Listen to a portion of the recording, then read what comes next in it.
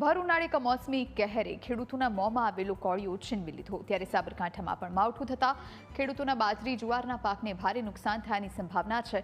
ત્યારે ગ્રામ્ય વિસ્તારના લોકોએ નુકસાનીનો સર્વે કરી વળતર આપવાની માંગ કરી।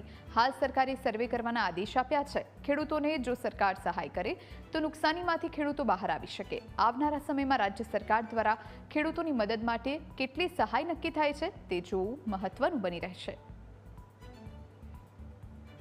સરકારશ્રી દ્વારા આદેશ કરવામાં આવ્યો કે વળતર મળે, પણ આજ દિન સુધી ખેડૂતોને કોઈ પણ વળતર મળવામાં આવેલ નથી અને સરકારશ્રી દ્વારા જે વારંવાર કહેવામાં આવે છે કે વળતર ચૂકવવામાં આવશે, પણ આ દિન સ્થાનિક તંત્ર દ્વારા સર્વે થયેલ નથી અને સર્વે કરવામાં આવે છે તો સરકારશ્રી દ્વારા વળતર મળતું નથી। તો ખેડૂતોને નમ્ર સરકારને વિનંતી છે કે તાત્કાલિક ખેડૂતોનું સર્વે થાય અને વળતર મળે। કમોસમી વરસાદના લીધે અત્યારના સમયે બહુ જ ભારે નુકસાન થયું છે ખેડૂતોને।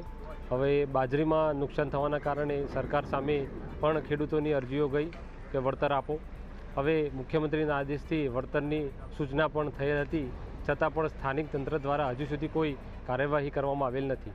આજે એવું છે કે ખેડૂતો ખેતી કરે, ટાઈમસર પૈસા મળતા નથી, તો પછી ગામડું છોડીને શહેર તરફ વસવાટ કરે છે ખેડૂતો।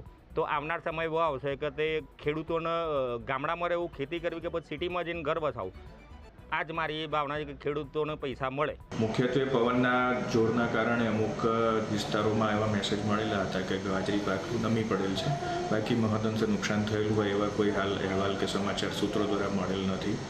જે અન્વયે સરકારશ્રીનો જે પણ આદેશ હશે તેનું સરકારી તંત્ર દ્વારા ખૂબ જ ચુસ્તતાથી પાલન કરવામાં આવશે અને માનનીય જિલ્લા વિકાસ અધિકારીશ્રી અને માનનીય કલેક્ટરશ્રીની સૂચના મુજબ જે તે સમયે ખેડૂત મિત્રોને આગોતરા સૂચન માટે અને આગોતરી તૈયારી માટે આ પરિસ્થિતિને પહોંચી વળવા ટીમોની રચના થયેલી જ હતી।